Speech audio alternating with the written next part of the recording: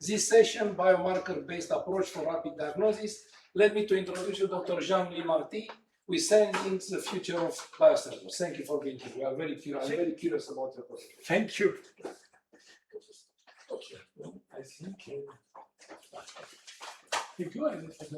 The presentation. I will speak of biosensor. I have to tell you why I speak about biosensor, because when I was in the university, young, now I'm old, I don't work on biosensor. I work in France. When you are in the university, you make a PhD, normal. But because I am very old, if I want to become full professor, I have to make a doctorat d'etat. It's specific from France, only French. Now it doesn't exist, but you have to make this. And the doctorat d'etat is a system very stupid for me, because during 5 to 7 years, you work on a project. And after, you have to present a thesis, and you can be promoted full professor. Doctor S. Science, exactly. You know the French system. Now it's habilitation à diriger les recherches. Eric Rottinger obtained the habilitation à diriger les recherches. For me, I obtained the PhD, and the title was Metabolization of Pesticides using enzyme and bacteria. After 6 years working on this, I say, I cannot imagine to continue my life working on this field. I have to change. But when you have to change, it's complicated, because what you can choose. And I was invited to Toulouse to a meeting, and I met 2 very important professors. One was Professor Klibanov from MIT. He proposed me to work on enzyme in organic solvent. And the other one was Professor Karube from University of Tokyo. And he proposed me to work on biosensor. I don't know nothing on organic solvent and enzyme. I know nothing on biosensor. No? But after 6 to 7 months, the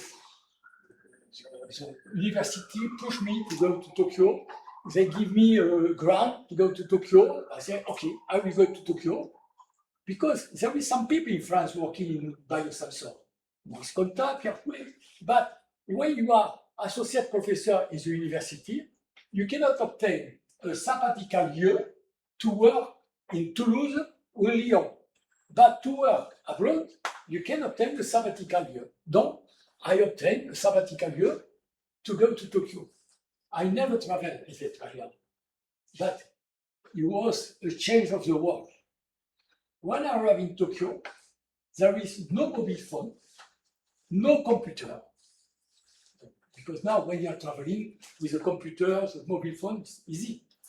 And all was written in kanji. Nobody speaks French, normal. Nobody speaks English except the professor. After 5 days in the world, like you are alone, I said, what do you do? There is 3 solutions. You take the first flight to come back to France. Maybe can be a good solution. The second, you say, I stay and I learn Japanese. But I don't make research. But I'm not very good for the idiom, for foreign language. I say no. And the third solution is you work all the time to, like this, you can live. So I decided to work very hard, and I was very lucky. Why? Now I know this. Because in Tokyo, Professor Karube is a very mediatic professor. He has a lot of money, very, very rich laboratory, and invite all the people in the world working in the field of biosensor. I meet Tony Turner, who is the father of the biosensor, glucose biosensor, Rochemy, Freddy Schiller, Pino Baleschi, Marco Baccini, Adam Heller, George Wilson, all the people working in the field, they were in Tokyo to make conference. So I was taught by the best professor in the field of biosensor. And after 1 year, I said, the future is, for analytical chemistry, is a biosensor. Now, It's not my opinion. 38 years ago, it was my personal opinion. The biosensor is the future. Now, I can speak to the past because I am old, so I know very well. The present, the future is more complicated. No? Well, the biosensor represents something with the same slide every time. You have a target, you have a biological element, and you have a transducer to transform the chemical reaction in signal, electrical, or optical.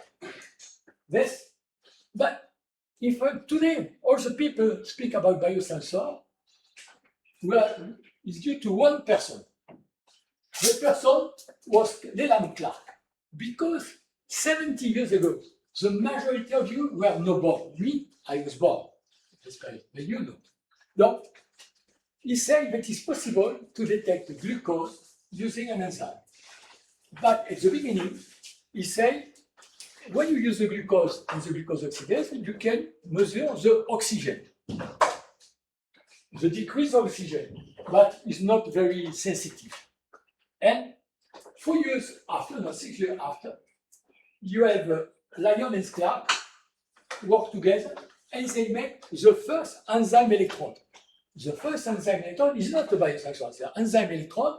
Why they make the enzyme electrode? Because the enzyme electrode, they say, if I have glucose oxidase, I can measure the oxygen, the decrease of oxygen is not sensitive, but I can measure the production of hydrogen peroxide. And this is very interesting because when you have zero and you have a small amount, you can measure. When you have a big amount, you decrease it, you cannot measure. So, it's the first enzyme electrode, it was in 62, but the first apparatus, the first commercial apparatus, was the glucose analyzer produced by Yellow Sprint and for the glucose. But it's a big problem. It is working, it's not sensitive. I use this, I guess. It's not very sensitive. Why? Because when you have glucose oxidase, you have hydrogen peroxide, but to oxidize hydrogen peroxide, you use the 600 millivolt against silver chloride electrode. So you use a very high potential. So in the blood, you have other compound that you can oxidize. So you have a response, but not the response only of the glucose oxidase, but the response for all the compounds. So you have to measure, you have to put different membranes, and the membrane, one, the hydrogen peroxide have to pass the membrane, but the other compound doesn't pass through the membrane. So it's very complicated to establish this kind of product, and after 3 or 4 years, they stopped the commercialization of the glucose analyzer because it was too complicated to have a reproducible result. And why? Because, if you want, biosensor was the first generation. Oxygen, hydrogen peroxide. Based on this, a lot of people publish some papers.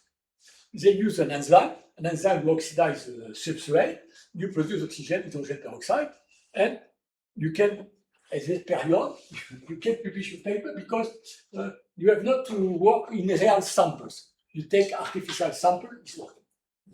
This first generation, nothing. But after you have the second generation, and this is a revolution, the second generation, because in place to have hydrogen peroxide, the electron transfer on a mediator. Generally, the ferrocell here as a mediator, the ferrocell. And in this case, you can oxidize the ferrocell molecule at low potential. So when you have the mediator, you don't need membrane, and you can measure in the blood, in the wine, in different things. But with this system, with the second generation, and you have, because when you make research, every time you have to improve. And you have the third generation is the direct electron transfer. There is no biosensor based on this principle, because the specialist of electronic transfer is Adam Heller. He was published a lot of papers, but no commercial system based on this system. It's too complicated. So, this, the mediator, and one of the people who are involved in this is Tony Turner. Tony Turner, he was in Cranfield, and he was one of the person, he created a company with other person to create the first glucose biosensor. And that is a revolution. And when I was in Japan in 87, 88, and I saw the glucose sensor, it's fantastic what to do with the glucose sensor, it's the best. And a lot of companies make glucose sensor. And me, I come back to France at the period, in 88, and I say I want to work on biosensor because I spend my literature. And with my colleague Maurice Contat, we decide to work on lactate sensor. Why lactate? Because in the hospital of Toulouse, the physician asked to Maurice Contat to develop a system, a quick system to take lactic acid for cardiology, readaptation for the cardiopathy, hypoxia, for different applications. We developed a biosensor for lactate, but a prototype that we use in the hospital, it works very well, and we produce a prototype, is VESS. VESS is a lactate biosensor that we produce with Maurice Contat. This prototype was used by French athletes in Olympic Games in Barcelona, in Albertville, and we are very proud. I say, okay, this is a second revolution. After the glucose sensor, you have the lactate sensor. Nothing. We have a connection with the company, maybe bad marketing, or I don't know, but it's the only, I guess, is a glucose sensor, the lactate sensor. No, we stopped to work on lactate, but the people, they work, there is a lot of publication on enzyme sensor. Myself, I work on cholinesterase sensor. This is the beginning of the biosensor. I have to imagine that biosensor is a keyword. During 40 years, the word biosensor is a project, is a jackpot. No, during 20 years, you put biosensor. During 10 years, you put micro biosensor because you have to improve. And now, if you want to have money, you have to put nano biosensor. And maybe in the future, you can put atto biosensor, probably, I don't know. For the moment, it's like this. No, we have this, and if you imagine that between the concept to the production of the first biosensor, it takes 30 years. Very long. So when I speak about the future, probably I never saw the future because it will take 30 years. I died before. So there's the evolution of the biosensor. It seems. No, you have to imagine the definition. If you take the definition of biosensor, very short, is cheap and small. Cheap and small. Now, at the beginning, you have the second generation, the glucose sensor. After the year 19 is the immunosensor, because you are using antibodies. So the beginning of 2000 is a lab on the chip, a lot of paper on the lab of the chip with some change separation of the components. After, you have sensor, nanomaterial, or you have the glucowash to measure the glucose, it's not working. You have Zhou Wang make a test with the glucose sensor to measure the glucose in the salive. It's very nice, but it's not useful because the glucose in the salive, you have a bad correlation with the glucose in the blood. Now you have, I can show you after, you have Professor Mitsubayashi in Tokyo. He has a lens with a glucose sensor. So he measures the tear, the glucose, but also the glucose in the tear is not the same as the glucose in the blood. So you have all system, very nice, very original, but it's not working. No, and you will continue now. Intelligence artificial, normal. Everybody is thinking that with artificial intelligence, you can obtain all the results. Maybe for the student, it's fantastic. they do nothing. They put the question to the Claude or ChatGPT, and they have the response. So that's for the students. You can, this is the evolution, and this we can consider the miniaturization, the sensitivity, the radical activity is another system. But even you have evolution is not too much evolution, because if I continue, I'll give you one example. At the beginning, the biosensors were the enzyme. Okay. After, antibodies. Antibodies, we consider that the lateral flow system is a biosensor. Donc, lateral flow is a biosensor. Nucleic acid, not a lot. Me, I work a lot on aptamer. And the sensitive receptor, lack of sensitivity. Donc, actually, the majority of the biosensors are based on antibodies. So the evolution, the antibodies, in the year 90, you have antibodies. In 2026, it's always antibodies. You have aptamer, you have as a system, but you have no one commercial product with this kind of sector. Donc, another example, another example, when you take electrochemical biosensor, me, I work a lot on electrochemical biosensor. At the beginning, it was potentiometry, field effect transistor, amperometry, conductimetry. At the beginning. Now, impedance, for the last 10 years or 15 years, everybody make impedance for the biosensor. Okay. But when you take amperometric, or other technique, at the beginning, you make a chemical mediator. Okay. And you have a good sensitivity. But after, because you need to be original if you want, you put carbon nanotube, you put graphene, and probably Professor Zhu will put MXN to make biosensor with MXN. It's new, but I think that the sensitivity, if you compare the sensitivity, you don't increase a lot the sensitivity. And sometimes with the mediator is enough. And after you have something very strange, because some people, they mix carbon nanotube and mediator. That's very strange, but it's donc, it's what I want to say. So, now, the biosensor, what I work in many fields. I work in medical field, in environmental monitoring, food quality, toxin, water quality management. I work because to make research, you need money. To need money, you have to write projects, original project, and you wrote a project. And I make different projects in different fields.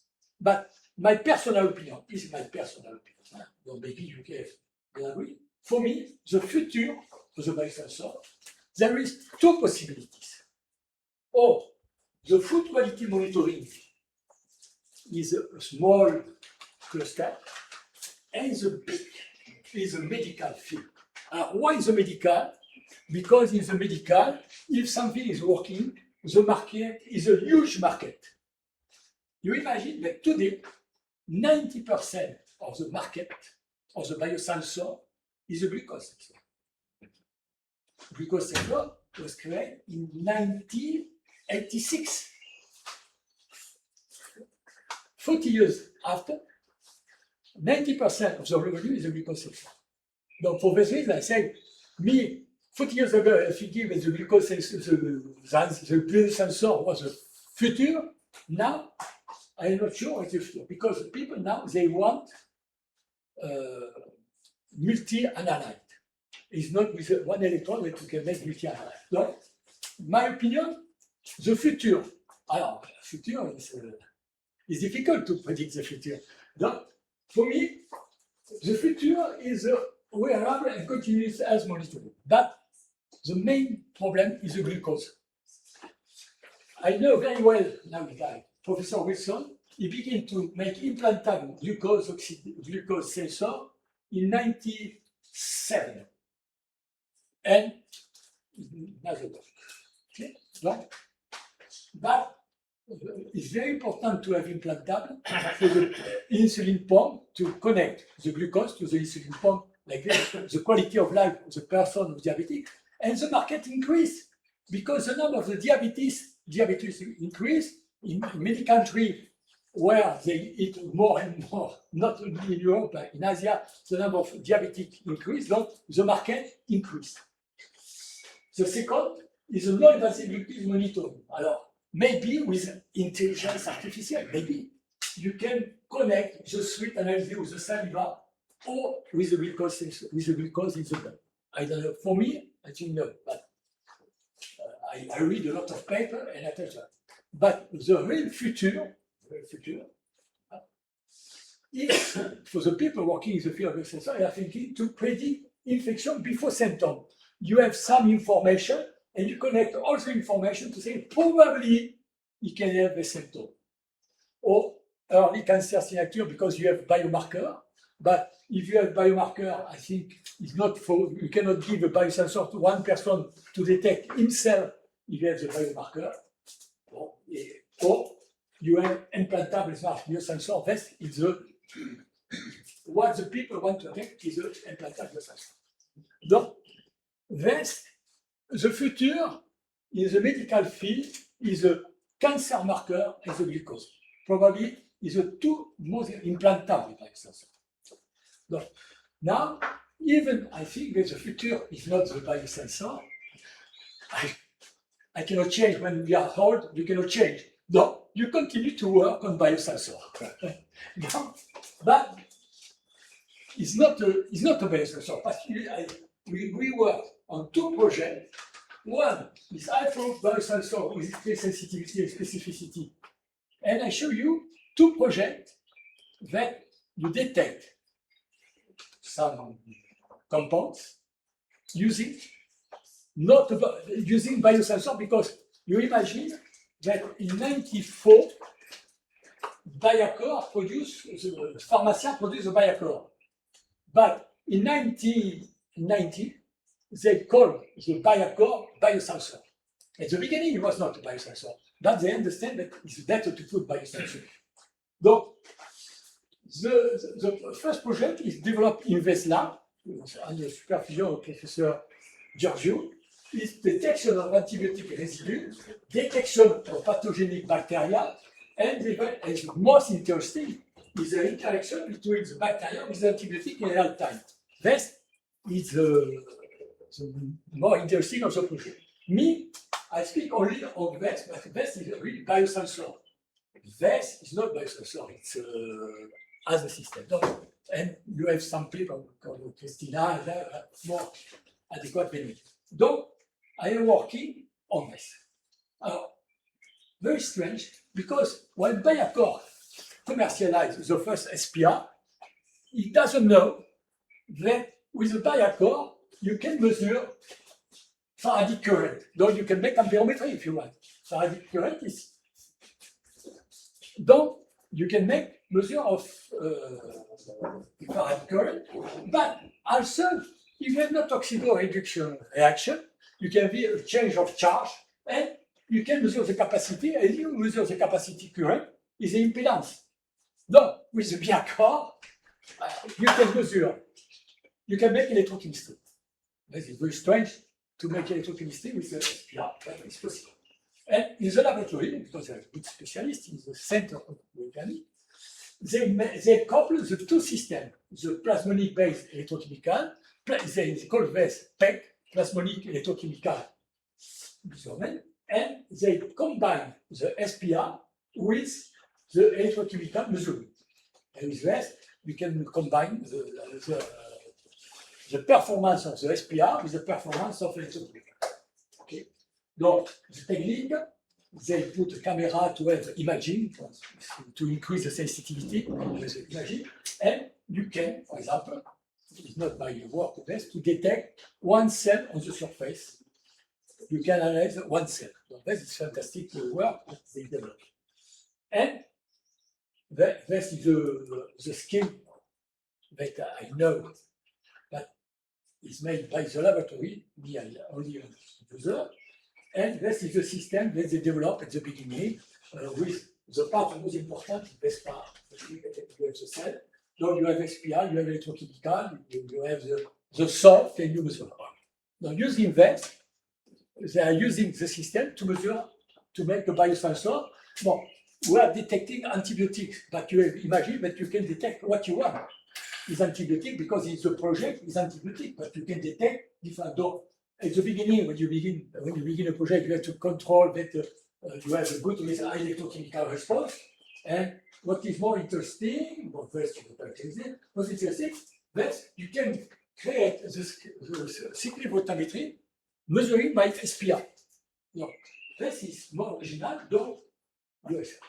When you have the sensor, you have to detect. And to detect, there is a problem when you detect on the gold surface, because it's a gold surface, generally you have some interference on the surface.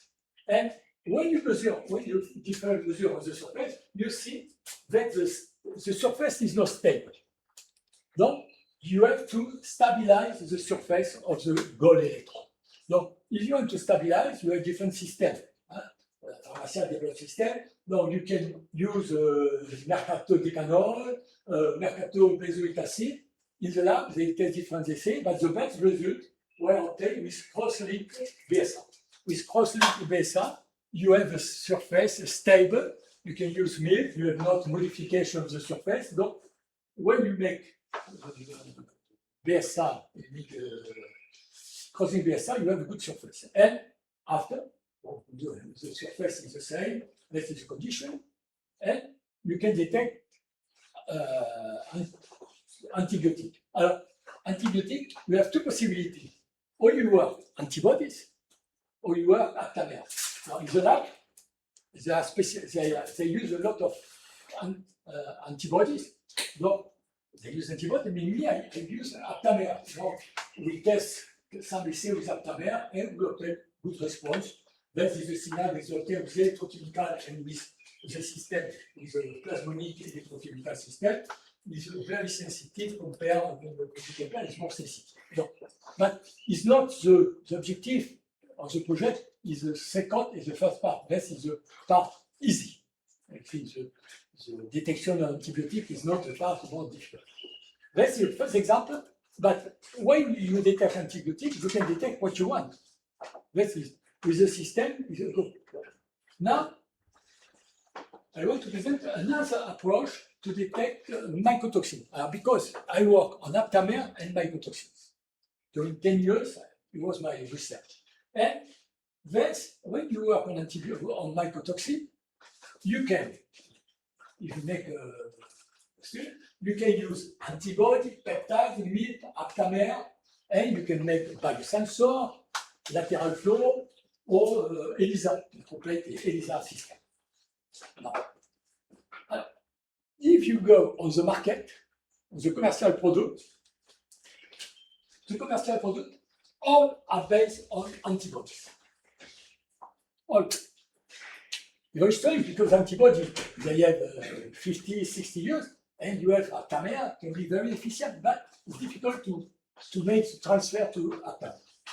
And last Wednesday, Romer,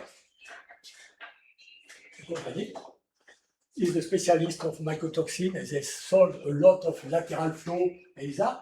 The title was How to Detect Mycotoxin. So, I make inscription, and during 1 hour, the director of Romer mycotoxin explained that depending what is the sample, it's better to use ELISA or to use the lateral flow. And finally, I make a pitch, 1 hour in 30 seconds. Sometimes it's better to use ELISA, sometimes it's better to use lateral flow, but if you want to be sure, it's better to use mass spectrophotometry. That is the pitch of the Romer demonstration.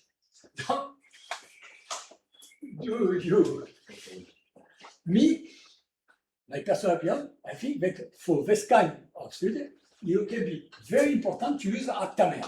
Why aptamer and not antibodies? Aptamer, because the affinity is the same. You have antibodies with a good affinity, and you have aptamer with a good affinity. The affinity is not the criteria. The second, the aptamer is an in vitro chemical protocol. And when you use antibodies, in vivo of the European community and recommend to the people don't choose animals. Don't is advantage. First, when you use the aptamer based on DNA, the lifetime is infinite. Donc, the antibody. No. If you have reversible temperature, in the case of antibody, not. But the most important thing, because is when you label an aptamer, you know exactly where you label an aptamer. When you label an antibody, you don't know. But when you go to the Congress, everybody they say that you have a very nice scheme of the immobilization of antibody on the surface, but it's wrong. You cannot know how you immobilize the antibody on the surface. No, for this reason, I think the aptamer is there. And 3 years ago, and it was 3 years ago, I was invited by Professor Zhu to visit the lab. And yesterday, Professor Zhu, on the first transparency, he showed you what he will present. And the fourth item, it was iShield platform, but it does speak about the iShield platform. Donc, me, I go for 2 weeks in Shanghai, and I saw this work made not by Professor Zhu, Zhu. You have a lot of Zhu in China, but you have a lecturer in his laboratory, Little Zhu. Yeah. And we discussed, and he showed me that is a result of the PhD of Dr. Zhu. His lecturer is the Professor Zhu laboratory. And this is made by the student. He began to make the sheet with the small tubes, and he makes all the concept, the soft, all is made by the student. And he used this, it was very important, to detect COVID. COVID is in 2022, you imagine COVID is 2020, and he was working on this and used this to detect COVID with a very good sensitivity, because you can make 48 assays in the same time with the RT lamp or AT lamp. When I saw this, I'm thinking that we can use the system to detect mycotoxin. Alors, why to detect mycotoxin using the system? It's very nice because you can make 48 assays in parallel. And in my group, 10 years ago, no, it was 7 years ago, I worked on aptamer and we developed a system that you label an aptamer with a fluorescent dye, fluorescein, for example, and when you can quench when you have hybridation with another aptamer. If you have hybridation, it means that you have not mycotoxin. If you have mycotoxin, you cannot make hybridation and you cannot quench the system. So I said to Professor Zhu that maybe we can make this. And we make this. We test, not me, the student test the system, and with ochratoxin, and we can detect 10 nanograms per milliliter of mycotoxin. So it's quite good. But using the same system, because it's based on COVID, there is another possibility. And the possibility is more original, is a CRISPR-Cas12. Because normally the system was developed for nucleic acid. But you can use the system for non-nucleic acid target. So, non-nucleic acid target, the mycotoxin. So you have two possibilities. That's the one, but you use the other one. So you have the aptamer and you have the nucleic acid, the complementary form. And the complementary form can be adapted to the cRNA to have as activator. And when you have a mycotoxin, you liberate the nucleic acid target. The nucleic acid target inactivates the Cas12, you produce active Cas12A, and you have generation of fluorescence. And the apparatus is dedicated for this. This is the first approach we at the beginning want to develop this, but they decide to work not the system, but the system inverse. They use the system, the aptamer act like an activator. Donc, when you have no target, the aptamer activates the class thread A and you produce fluorescence. When you have a target, you bind, you change the conformation of the aptamer and you have no signal. Donc, they use the system, and they use the system to measure pathogen. Donc, this pathogen based ecosystem destruction, and we can detect approximately 10 nanomole of the pathogen. Well, this is the different results. The color, we detect, this is the laboratory of Professor Zhu. And well, then I finish, but I forgot to say one thing. I told you that we are working on lactate sensor. And we are very proud of our lactate sensor. But commercially, zero.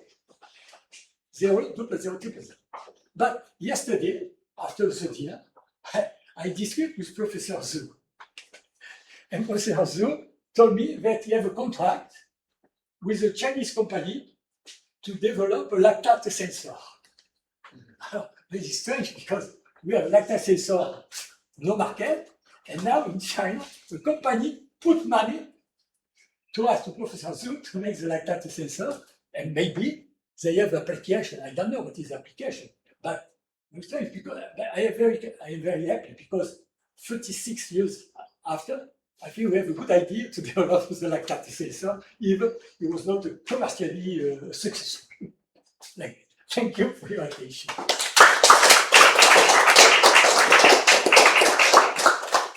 Thank you very much. It was a very clear presentation. Now let's have clear questions. It is clear, no question. It's super clear. Well, it's more than a question. It's something from soul to soul. You know, exactly 20 years ago, in this hall, like yesterday, Professor Marti chaired our first session where speakers were pretty famous scientists. And it was like yesterday. I was thinking, because 20 years could be a little bit too much, but let's think in terms of 5 years. I do hope that in 5 years here, Professor Marti will still have something very nice, very interesting to tell us. Well, maybe about this achievement, or I'm still very much interested in combining electrochemical with SPR assays for detection of various analytes. But what I wanted to say is that even though my friend Jean-Louis Marti about 5 years ago told me, well, we are not dinosaurs. You told me that we are, well, pretty famous animals who disappeared meanwhile. I think that people like you especially are always young. And there are examples of what a scientist should still be. So by saying this, I would like to thank you all actually for being here. And the message is science could keep us young. It was like yesterday.